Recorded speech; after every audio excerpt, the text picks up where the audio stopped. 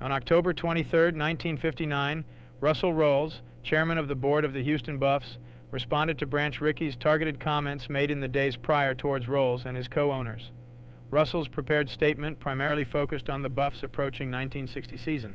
Rowles noted he had recently talked with Marty Marion, who was still in St. Louis, and he also noted that the Buffs would name a manager for the upcoming season once Marty returned to Houston the first week of November. After his meetings with us at the Houston Sports Association and the county's park board, Branch Rickey's outlook had changed for the positive, predicting that our situation was going to work out beautifully.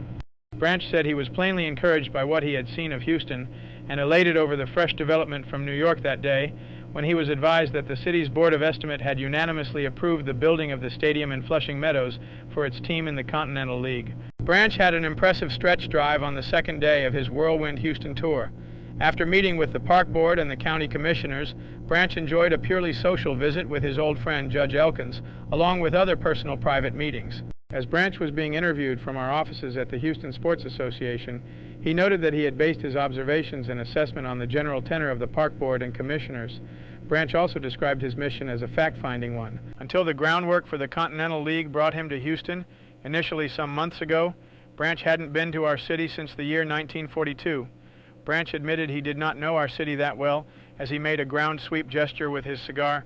He then remarked that he had a hand in building the baseball park, then called Buffs Stadium, which opened here in Houston in 1928 when Branch was serving as the GM of the St. Louis Cardinals. Another fun fact about Branch was his use of the expression Judas Priest. You see, Branch had a strong moral compass and was a devout Methodist like myself. He refrained from profanity and drinking, setting a respectful tone for baseball.